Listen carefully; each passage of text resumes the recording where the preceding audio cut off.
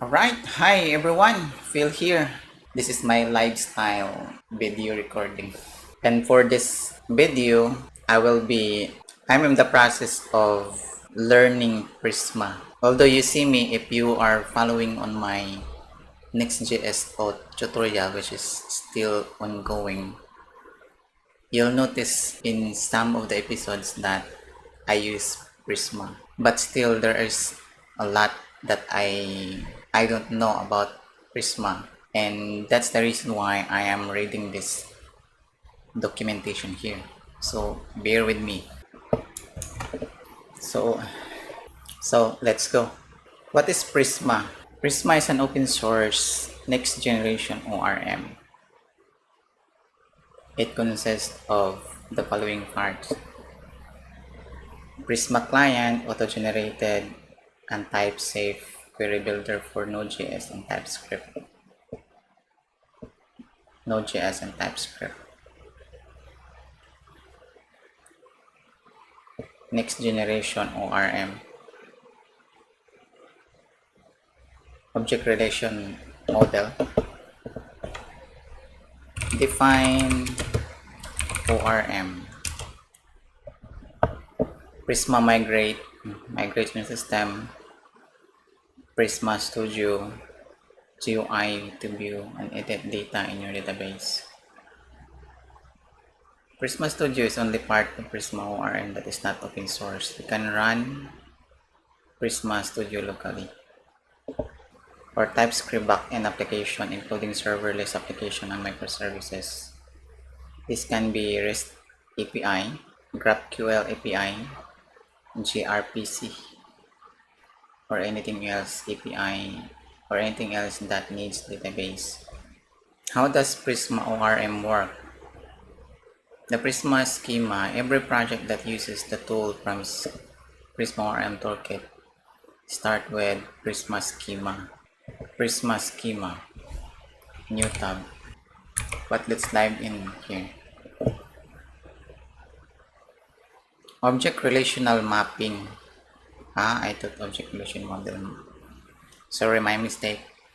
Object relational mapping is a programming technique that bridges the gap between object-oriented programming languages and relational database. OOP, this is a programming paradigm where you work with objects that have data, attributes, and actions. Think of it like representing real-world things in your code, like customer, with properties like name, address, relational database. This stores data in tables. The challenge is that object in OOP don't directly correspond to table in a relational database. ORM acts as a translator, allowing you to map objects to database tables.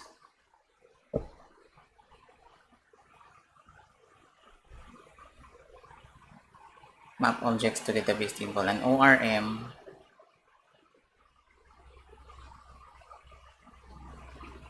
defines how your objects and their properties are stored in database tables. Perform database operation using objects. Instead of writing SQL queries, you can use your programming language syntax to create, read, update, and delete objects. And the ORM will handle the underlying SQL for you.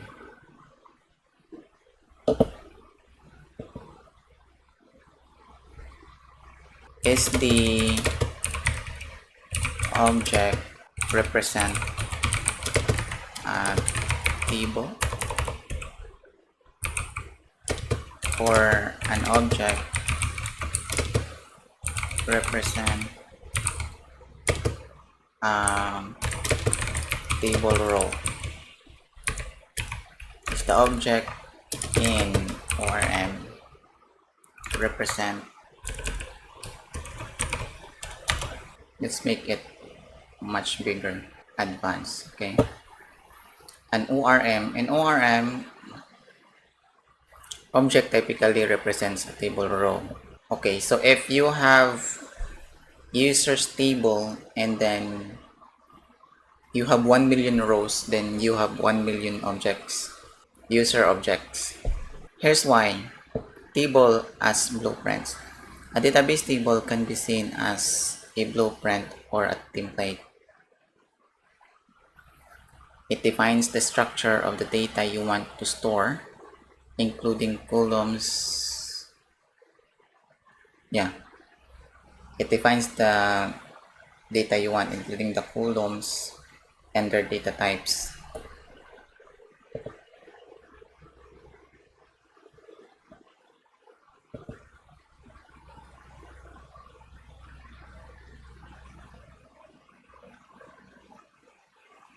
Blueprints are JSON files, SQL that defines the tables and columns that store generated data.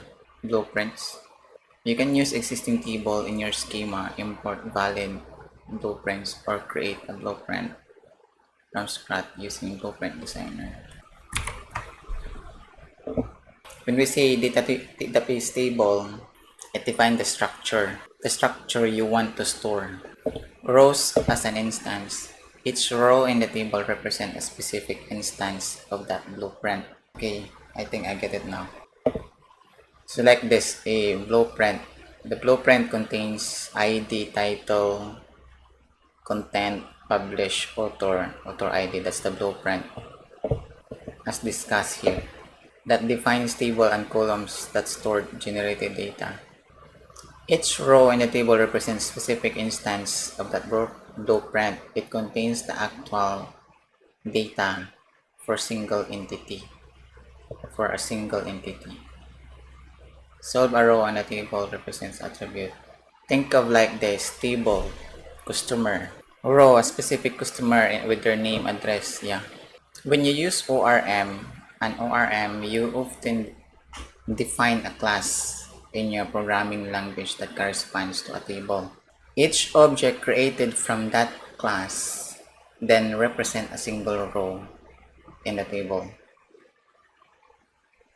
For example, in Python with SQL Alchemy, customer base represent the customer's table, table name, customer's ID. Creating an object creates a row in the table, new customer, customer name John, address, main street. In this case, new customer is an object that represents a single row in that customer table. While an object usually represents a single row, it's important to note that ORMs can also handle more complex scenario. Yeah, I know that. Relationship, complex queries. However, the fundamental concept is that an object primarily maps to a single row in a database table.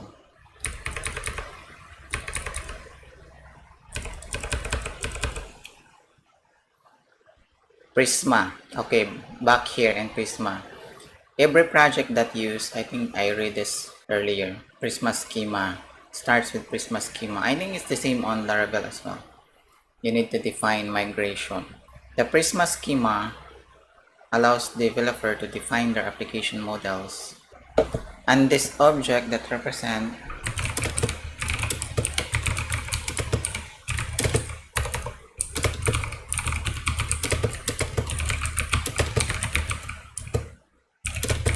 is called there isn't one universally agreed upon term for the object that represents a single table in ORM. I think single database table row is called wrong question. While there isn't one universally agreed, the same answer. Term for an object that represents a single database table row. The most common and generally accepted term is empty object. Sometimes you might see it as a persistent object.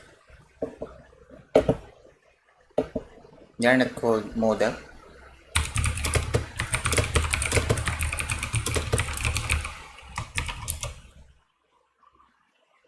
While the term model is related and sometimes used interchangeably, it's not quite the same thing as the object representing a role.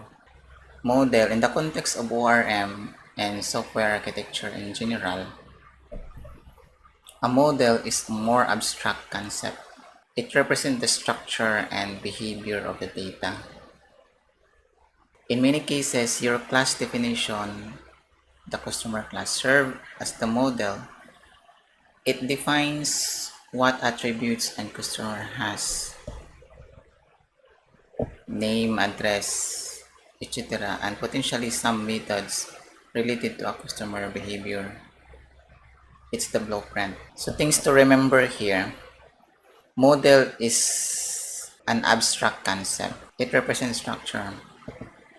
It represents the structure, and the behavior of that data. So the class itself, so the class that used to instantiate, the instantiated object are just object. The class, so I think let's clarify. So when we say model, it is pointing to a class definition, not on the instantiated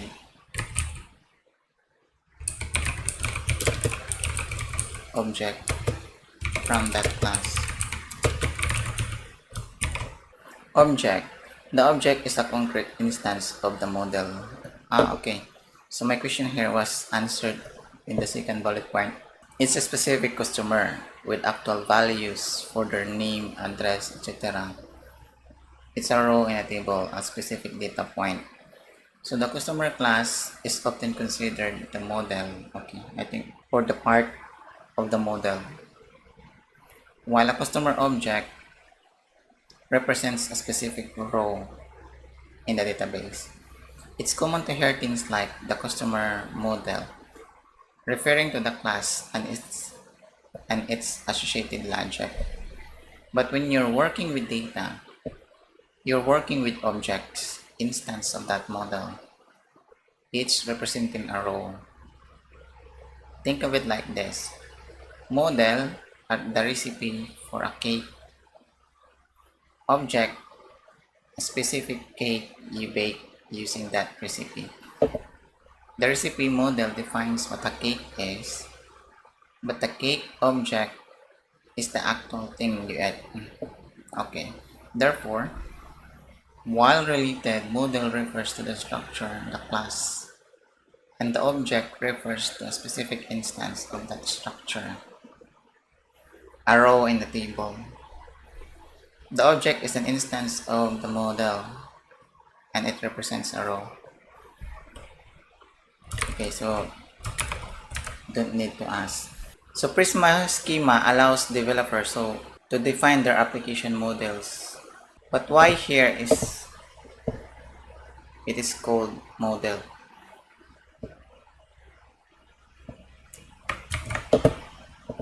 Okay, but why in this statement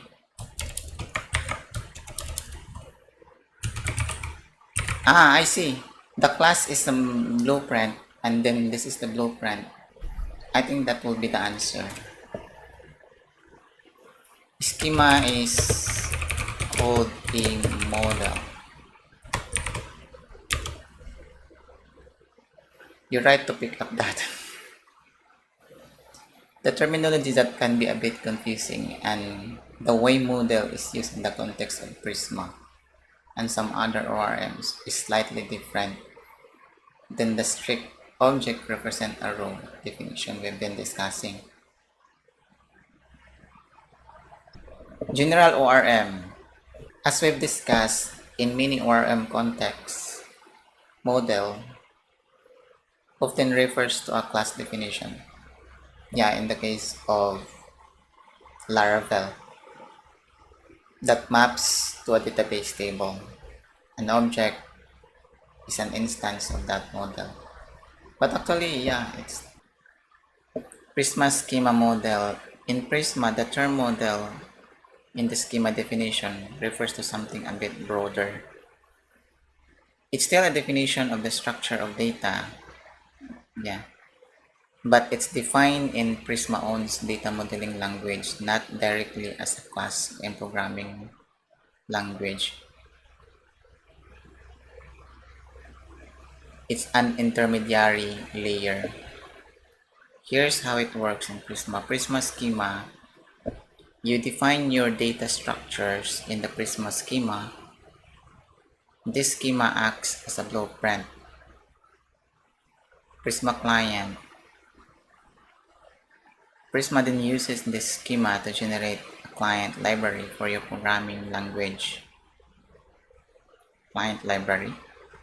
This generated client library does contain classes that you use in your code. You use the generated client library to interact with your database. When you create an object using the client library, that object corresponds to a row in the database. So in Prisma schema model, the definition on the Prisma schema file, this is the language agnostic representation of your data structure. Client library model class, the class generated by Prisma based on your schema. These classes are what you use in your code. However, the client library exposes it. Object instance, a specific instance of a client library class, instance of library class, representing a row in the database. The Prisma schema model is more like meta model or data definition language that's used to generate the actual models.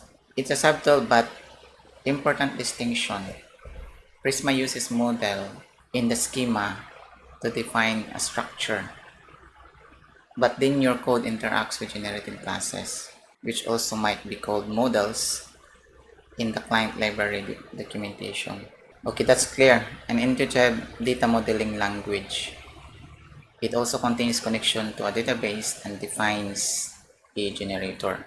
DB, generator, Prisma client JS, model. Note, the Prisma schema has powerful data modeling features. For example, it allows you to define Prisma level relation fields. Prisma level, which will make it easier to work with relations in the Prisma client API. Allows you to define Prisma level. That is this example of that Prisma level, which will make it easier to work with relations in the Prisma client API. I have an idea, but I still need to go into this. In the case above, the post field on user is defined only on Prisma level. The post field. So this is Prisma level, meaning it does not manifest as a foreign key in the underlying database.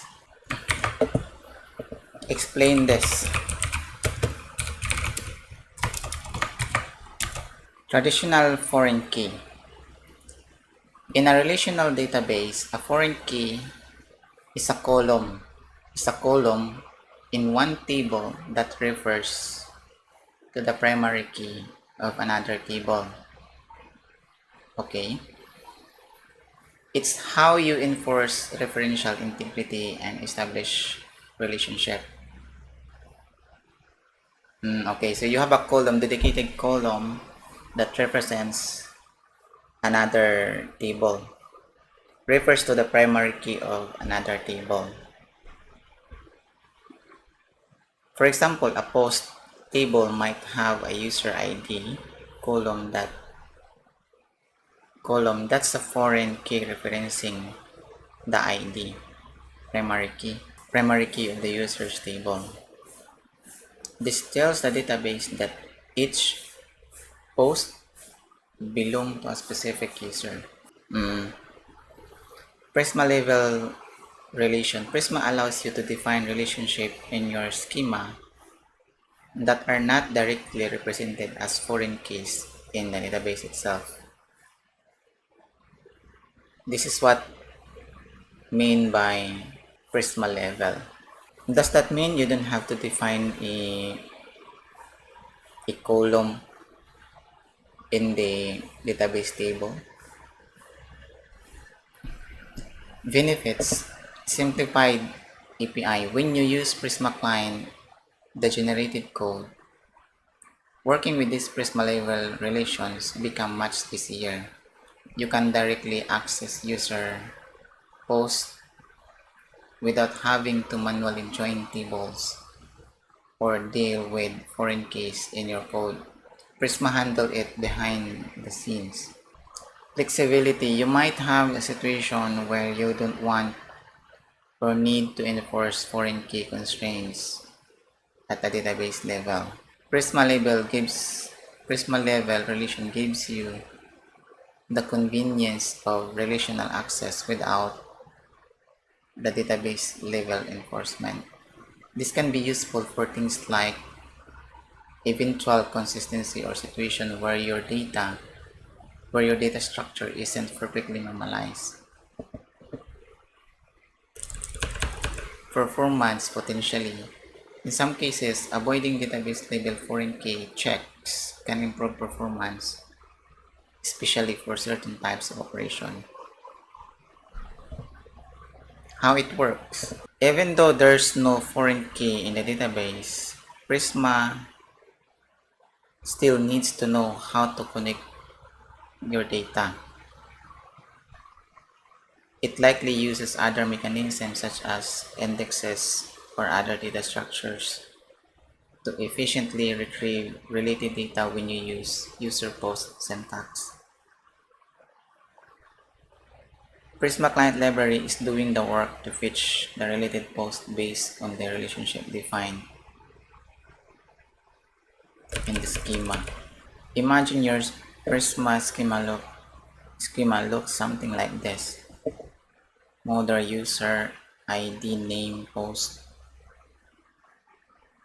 Prisma level relation post, and here post has traditional foreign key user ID that links to the user, but the user model has a post field. This is the Prisma level relation. You can use both. User.post uses the Prisma level relation. Prisma client handle the fetching. Post author uses the database foreign key. The key takeaway is that Prisma level relations provide a higher level, more convenient way to work with relationships in your code, even if those relationships aren't directly enforced by foreign keys in the database itself. It's an abstraction provided by Prisma. Okay, so that's the meaning of that. In this schema, you configure three things. Data source, specify your database connection via an environment variable. Generator indicates that you want to generate Prisma client.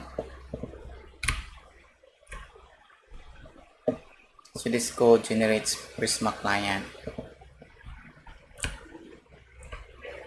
Data model defines your application models. The Prisma schema data model. On this page, the focus is on data model. You can learn more about data sources and generators on the respective docs pages. Function of Prisma schema data models. The data model is a collection of models. So there is a definition of models here. Models represent entities of your application domain. Yeah, it aligns to the Gemini. Models represented by model blocks, models, and define a number of fields. Okay, I want to explore this on the next video. Let's continue on this page. A model has two major functions. Represent a table, just like what I asked Gemini here. Represent a table in relational databases or a collection in MongoDB. Provide the foundation for the queries in the Prisma client API. Foundation for the queries. Oh. So it represents a table in databases or a collection in the MongoDB, and then serve as a foundation, or provide, not serve. Provide the foundation for the queries in the Prisma client API. Getting the data model. There are two major workflows for getting the data model in your Prisma schema. Manually writing the data model and mapping it to a database with Prisma Migrate. Manually writing the data model and mapping it to the database.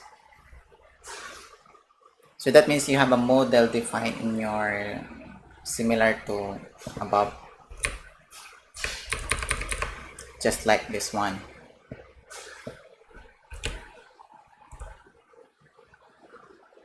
And map it to the actual post tables in either PostgreSQL or MySQL or other related relational database with Prisma Migrate. Generating data model by introspecting the database. What is introspecting?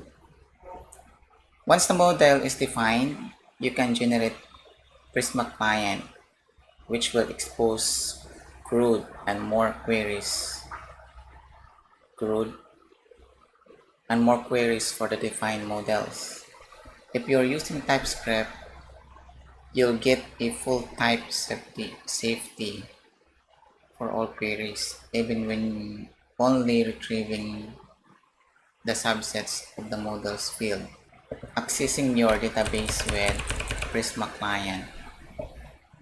Generating Prisma Client. The first step when using Prisma Client is installing Prisma Client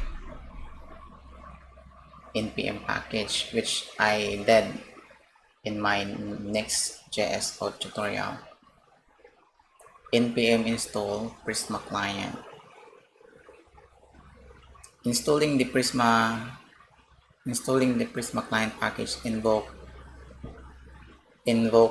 the Prisma generate command, which reads your Prisma schema and generates Prisma Client code, just like what was discussed here. From schema to Prisma Client code or the model classes.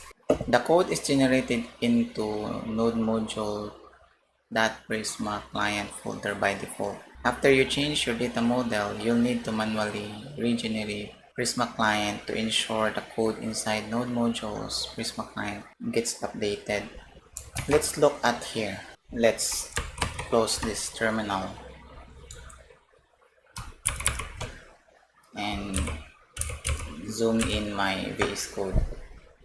It says it is located in that Prisma Client folder. But I have here as well schema Prisma schema.prisma. Here I don't have yet the user role. Here the user. Let's add a role here. Sorry, I should not be editing this one. This is from node modules, and this is my schema Prisma located in source directory Prisma. I have user role here, account, user, and role, which is the type of user role. in the terminal, I need to run npx prisma generate. Is that? Sorry, you're not seeing my screen. I need to add another screen here. Alright, so earlier I'm talking on I have two Prisma. The Prisma that was defined in the tutorial inside source, inside Prisma, and schema.prisma, which is this one. And the other one is the Prisma located, or that was generated and was saved inside node modules here in that Prisma client and schema.prisma. Now here in the Prisma located in source directory, there is an additional here, enum user rule, and in the user model, I added a new field rule of type enum, a custom enum above default user. Default is user. There's admin user, so the default is the user. And from the documentation, after you change your data model, you need to manually regenerate Prisma client to ensure the code inside node modules client. It says the code inside, so all the codes here inside client gets updated. So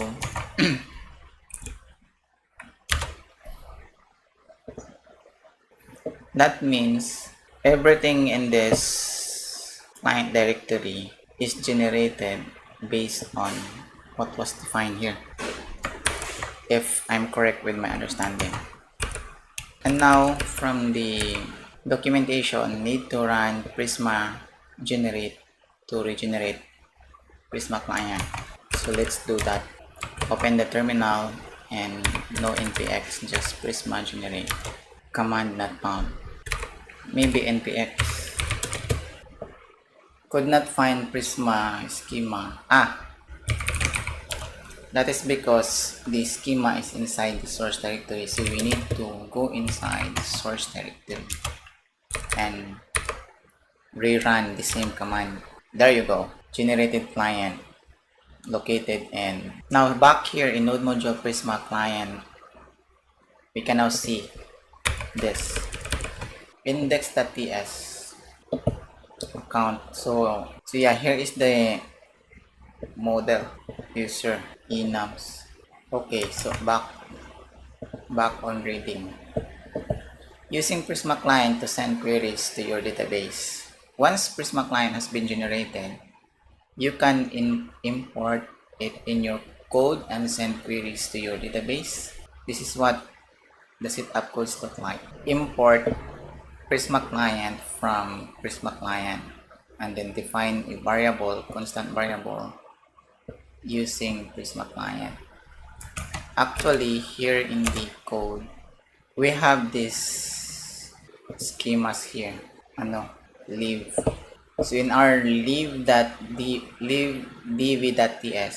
we import Prisma client from Prisma client and we declare a global variable so that we can preserve the database connection. So we export this constant db with values coming from global disk Prisma that was preserved here if the environment is not production, or instantiate a new Prisma client if this is null. So that's how we did in our tutorial. Now back here, retrieve all user records from the database. Now you can start sending queries via generated Prisma client API. Here are a few sample queries. Note that all Prisma client queries return plain old JavaScript. Retrieve all user records from the database. Await Prisma.user. Find meaning all users. We did that in our apps action here in register. We get the validated data. You can see here the dv.user create.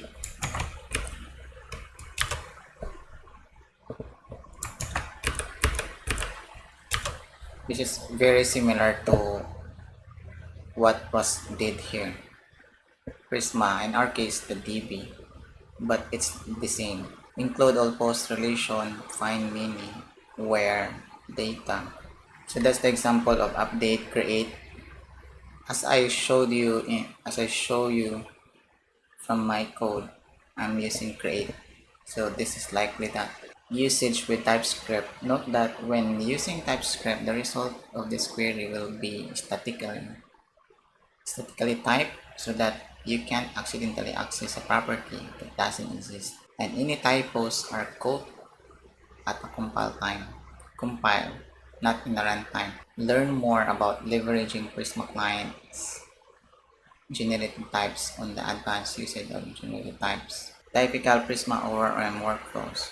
As mentioned above, there are two ways for getting your model data into Prisma, depending on which approach you choose. Your main Prisma ORM workflow might look different. Two major function represents, is this what it's talking about, or manually generating data model by two major workflows for getting a data model into Prisma schema. Either you write it manually or generating the data model by introspecting the database. Prisma Migrate. With Prisma Migrate, Prisma ORM's integrated database migration tool. The workflow looks as follows. Manually adjust your Prisma schema data model, just like what I did earlier. Migrate your development database using the Prisma Migrate Dev CLI command. Use Prisma client in your application code to access your database. Make local changes to your schema. Prisma Migrate Dev. Migration SQL, database schema, Prisma client, push schema, and migration. Okay, I'm going to that. If we open the studio, let's open the terminal here. I will clear this. And npx Prisma Studio. Let's open the Prisma Studio here. There was an error. Maybe we need a new terminal and run pnpm run dev. I'm not sure about this. As you can see in the screen, there was an error when I launched my Prisma Studio. Maybe we need to open the localhost 3300. I mentioned earlier 300. Let's see. Refresh. Unable to run script. Why? Rerun again. Refresh. There's a problem. Get branch.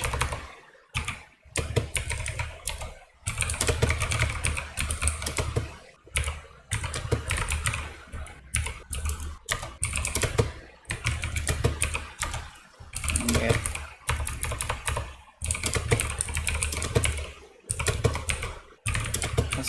issue.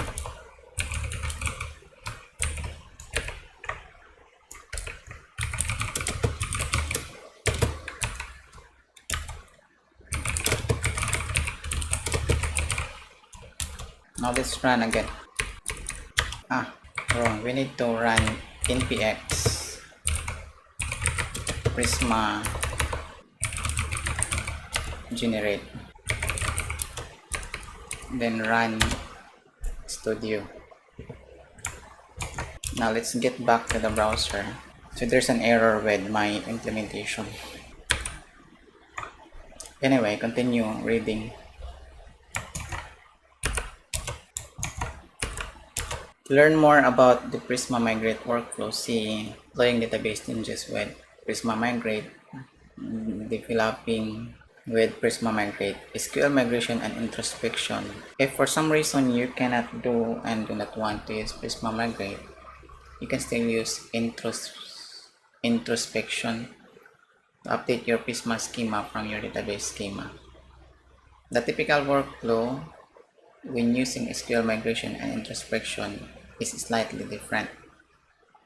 Manually adjust your database schema using SQL or third-party migration tool. Re-introspect your database. Optionally, configure your schema Prisma Client API. Regenerate Prisma Client. Use Prisma Client in your application code to access your database.